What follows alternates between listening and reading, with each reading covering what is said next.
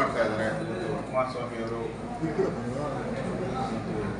ಅಶ್ವಥ್ ನಾರಾಯಣ ಅವರು, ನಾವು ಎಲ್ಲರೂ ನಮ್ಮ ಲೋಕಸಭಾ ಸದಸ್ಯರು ನಾವೆಲ್ಲರೂ ಕೂಡ ಇವತ್ತು ಈ ಚುನಾವಣೆಯನ್ನು ಗೆಲ್ಲಬೇಕು, ಕಳೆದ ಬಾರಿಗಿಂತ ಹೆಚ್ಚು ದೊಡ್ಡ ಅಂತರದಲ್ಲಿ ಗೆಲ್ಲಬೇಕು ಅನ್ನೋ ಒಂದು ಉದ್ದೇಶದಿಂದ ನಾನು ಬಂದಿದ್ದೀನಿ. ವಿಶೇಷವಾಗಿ ಶಿಕ್ಷಣ ರಂಗಕ್ಕೆ ನಮ್ಮ ಸರ್ಕಾರ ಇದ್ದಾಗ, ಯಡಿಯೂರಪ್ಪ ಮತ್ತು ಬೊಮ್ಮಾಯಿ ಸರ್ಕಾರ ಇದ್ದಾಗ ಅವರ ಹಲವಾರು ಬೇಡಿಕೆಗಳನ್ನು ಈಡೇರಿಸಿದ್ದೀವಿ. ನಮ್ಮ ಅಶ್ವಥ್ ನಾರಾಯಣ ಅವರು ಶಿಕ್ಷಣ ಸಚಿವರಾಗಿ ಶಿಕ್ಷಕರಿಗೆ, ಅದರಲ್ಲೂ ಗುತ್ತಿಗೆ ಶಿಕ್ಷಕರಿರ್ಬೋದು, ಇವರೆಲ್ಲರಿಗೂ ಕೂಡ ಅವರ ವೇತನವನ್ನು ಹೆಚ್ಚು ಮಾಡುವಂಥ ಒಂದು ಒಳ್ಳೆಯ ಕೆಲಸವನ್ನು ಕೂಡ ಮಾಡಿದ್ದಾರೆ. ಇದೆಲ್ಲನೂ ಕೂಡ ಶಿಕ್ಷಕರ ಗಮನದಲ್ಲಿದೆ. ಆ ದೃಷ್ಟಿಯಿಂದ ಎ ನಾರಾಯಣ ಸ್ವಾಮಿ ಅವರು ಅತಿ ದೊಡ್ಡ ಅಂತರದಲ್ಲಿ ಗೆಲ್ತಾರೆ. ಆ ರೀತಿಯಾದಂಥ ಚುನಾವಣಾ ಪ್ರಚಾರ ಎಲ್ಲವನ್ನು ಈಗಾಗಲೇ ಮಾಡಿದ್ದಾರೆ. ಕರ್ನಾಟಕದಲ್ಲಿರುವಂಥ ಕಾಂಗ್ರೆಸ್ ಸರ್ಕಾರ ಡ್ಯೂಟಿ ಕೋರ್ನ ಸರ್ಕಾರ. ಈಗಾಗಲೇ ಬ್ರ್ಯಾಂಡ್ ಬೆಂಗಳೂರು ಮಾಡ್ತೀನಿ ಅಂತೇಳಿ ಡ್ಯೂಟಿ ಬೆಂಗಳೂರು ಮಾಡಿದ್ದಾರೆ. ಮತ್ತು ಮೊನ್ನೆ ಬರಗಾಲ ಬಂದಾಗ ಇಡೀ ಬೆಂಗಳೂರಲ್ಲಿ ಕುಡಿಯೋ ನೀರಿಗೆ ಹಾಹಾಕಾರ.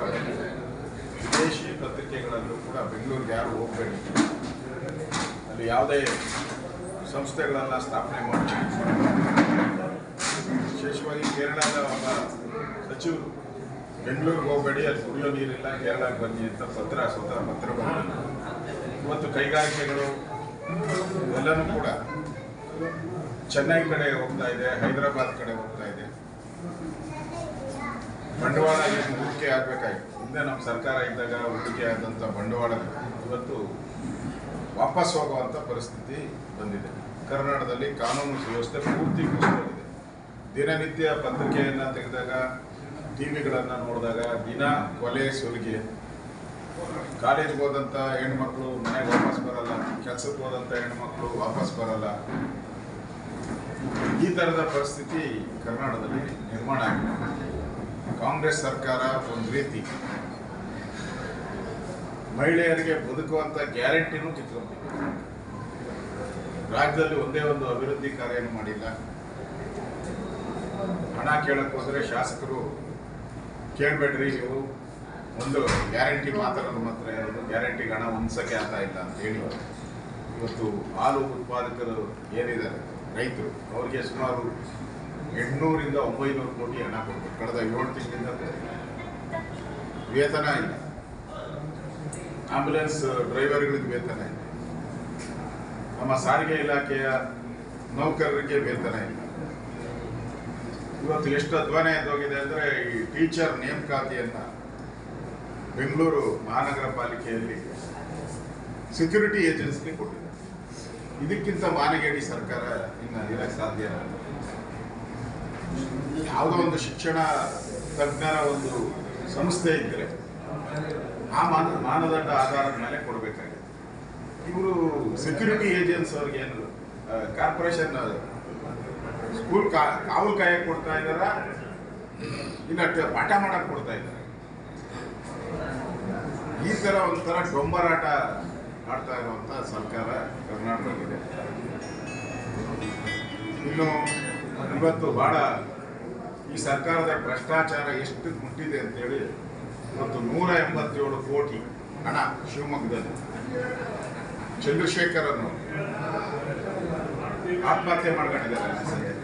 ಅಕೌಂಟೆಂಟ್ ಅವ್ರು ಬಂದಿಟ್ಟಿದ್ದಾರೆ ಡೆತ್ ನೋಟಲ್ಲಿ. ಮಂತ್ರಿಗಳು ಸೇರಿ ಅವ್ರು ಯಾರ್ಯಾರು ಅಧಿಕಾರಿಗಳು ನಮ್ಮ ಹತ್ರ ಹಣ ತೆಗೆದುಕೊಂಡಿದ್ರು ಎಲ್ಲ ಅಂಕಿ ಅಂಶಗಳು ಇವತ್ತು 187 ಕೋಟಿ ಹಣ ಅವ್ಯವಹಾರ ಆಗಿದೆ. ನನ್ನ ಸಾವಿಗೆ ಇವರೆಲ್ಲ ಕಾರಣ ಅಂತೇಳಿ ಬರೆದು ಡೆತ್ ನೋಟ್ ಬಂದಿರೋದು. ಇವತ್ತು ಇದಕ್ಕಿಂತ ಈ ಸರ್ಕಾರ ಲೂಟಿ ಸರ್ಕಾರ. ಈ ಸರ್ಕಾರ ಜನರನ್ನ ಲೂಟಿ ಮಾಡ್ತಾ ಇದೆ ಅನ್ನೋದಕ್ಕಿಂತ ಇದಕ್ಕಿಂತ ಸಾಕ್ಷಿ ಇನ್ನೇನು ಬೇಕು? ಮುಖ್ಯಮಂತ್ರಿಗಳು ಕೇಳ್ತಾ ಇದ್ರು ಸಿದ್ದರಾಮಯ್ಯನವರು, ದಾಖಲೆ ಕೊಡ್ರಿ, ಲೂಟಿ ಸರ್ಕಾರ ಅಂತ ಹೇಳ್ತೀರಾ, ನಾವೆಲ್ಲಿ ಲೂಟಿ ಮಾಡಿದ್ದೀರಿ ಅಂತ. ಈಗ ದಾಖಲೆ ಕೊಟ್ಟಿದೆ. 187 ಕೋಟಿ ಲೂಟಿ ಮಾಡಿರೋದು ನಿಮ್ಮ ಅಧಿಕಾರಿ ಅಕೌಂಟೆಂಟೇ ಬರೆದಿಟ್ಟು ಆತ್ಮಹತ್ಯೆ ಮಾಡ್ಕೊಂಡಿದ್ದಾರೆ. ಇವತ್ತು FIR ಮಾಡಿ ಅಂತ ಹೇಳಿದ್ರೆ FIR ಮಾಡೇ ಇಲ್ಲ. ಅವ್ರಿಗೆ ಯಾರ್ಯಾರು ಬೇಕೋ ಅವ್ರ ಹೆಸರು ಮಾತ್ರ ಬರ್ತಾರೆ. ಮಂತ್ರಿ ಅದು ಮಂತ್ರಿ ಅಂತ ಬರೆದಿದ್ದಾರೆ. ನಾನು ಕಾಪಿ ಕೊಡ್ತೀನಿ ನಿಮಗೆ, ಕಾಪಿ ನಾನು ಕಳಿಸ್ಕೊಡ್ತೀನಿ. ಮಂತ್ರಿ ಅಂತ ಬರೆದಿದ್ದಾರೆ, ಅದರಲ್ಲಿ ಇಲಾಖೆಗೆ ಸಂಬಂಧಪಟ್ಟಂತ ಮಂತ್ರಿ ಅಂತಾನೆ ಬರೆದಿದ್ದಾರೆ. ಕೇಳಿದ್ರೆ ಪೊಲೀಸರು ಹೆಸರು ಬರ್ದಿಲ್ಲ ರೀ, ಅದಕ್ಕೆ ನಾವು ಹಾಕಿಲ್ಲ ಅಂತ ಹೇಳ್ತಾರೆ. ಅಂದ್ರೆ ಈ ಸರ್ಕಾರ ಭ್ರಷ್ಟಾಚಾರವನ್ನ ಮಾಡ್ತಾ ಇದೆ. ನರೇಂದ್ರ ಮೋದಿ ಅವರು ಹೇಳಿದ್ರು, ಕರ್ನಾಟಕದ ದುಡ್ಡೆಲ್ಲ ಲೂಟಿ ಮಾಡಿ ಬೇರೆ ಬೇರೆ ಮಧ್ಯಪ್ರದೇಶ, ರಾಜಸ್ಥಾನ ಎಲೆಕ್ಷನ್ಗಳಿಗೆ ಕಳಿಸ್ಕೊಡ್ತಾ ಇದ್ದಾರೆ ಅಂತ ಹೇಳಿದ್ರು. ನಿಜ ಆಗಿದೆಯಲ್ಲ, ಈಗ ಸತ್ಯ ಆಗಿದೆಯಲ್ಲ? ಇದಕ್ಕಿಂತ ಅಂಗೈ ಒಳಗೆ ಕನ್ನಡಿ ಬೇಕಾ ನಿಮ್ಗೆ? ಮುಖ್ಯಮಂತ್ರಿಗಳಿಗೆ ಏನಾದರೂ ಗೌರವ ಇದೆ? ಇಂಥ ಒಂದು ಭ್ರಷ್ಟಾಚಾರ ನಡೆದು ದಾಖಲೆ ಸಮೇತ ಒಬ್ಬ ಅಕೌಂಟೆಂಟ್ ಬರೆದು ಡೆತ್ ನೋಟ್ ಬರೆದು ಸತ್ತಿದ್ದಾನೆ ಅಂದ್ರೆ ಇದಕ್ಕಿಂತ ದೊಡ್ಡ ದಾಖಲೆ ಇನ್ನೆಲ್ಲಿ ಸಿಗ್ಬೇಕು? ಮುಖ್ಯಮಂತ್ರಿಗಳ ಗೌರವ ಇದ್ರೆ, ಈ ಭ್ರಷ್ಟಾಚಾರದ ಮಾಡಿದರೆ ಆಗಿದೆ ಅನ್ನೋದು ಸಾಬೀತಾಗಿರೋದ್ರಿಂದ ಮುಖ್ಯಮಂತ್ರಿಗಳು ಗೌರವ ಇದ್ರೆ, ಅವ್ರ ಮಾನ ಮರ್ಯಾದೆ ಏನೆಲ್ಲ ಇದ್ರೆ ಈ ಸರ್ಕಾರಕ್ಕೆ ಮುಖ್ಯಮಂತ್ರಿಗಳು ರಾಜೀನಾಮೆ ಕೊಟ್ಟು ಮನೆಗೆ ಹೋಗ್ತಾರೆ. ಅಷ್ಟು ದೊಡ್ಡ ಭ್ರಷ್ಟಾಚಾರದ ಕೂಪದಲ್ಲಿ ಈ ಸರ್ಕಾರ ಮುಳುಗಿದೆ. ಯಾರು ಏನ್ ಕೇಳಿದ್ರು ಹೋಗಿ ಒಂದು ಲೆಟರ್ ಕೊಟ್ಟರು ಕೂಡ ಅದನ್ನು ತೆಗೆದು ಕಸಬುಟ್ಟಿಗೆ ಹಾಕುವಂತ ಕೆಲಸವನ್ನ ಇಡೀ ಮಂತ್ರಿಗಳು, ಮುಖ್ಯಮಂತ್ರಿಗಳು ಮಾಡ್ತಾರೆ. ಒಂದು ಕೆಲಸನೂ ಆಗಿದೆ. ಇಷ್ಟು ಭ್ರಷ್ಟಾಚಾರದಲ್ಲಿ ಮುಳುಗಿರುವಂತ ಸರ್ಕಾರಕ್ಕೆ ಜನ ಈ ಚುನಾವಣೆಯಲ್ಲಿ ಸರಿಯಾದಂತ ಪಾಠವನ್ನ ಕಲಿಸ್ತಾರೆ ಅನ್ನೋ ಮಾತನ್ನ ಈ ಸಂದರ್ಭದಲ್ಲಿ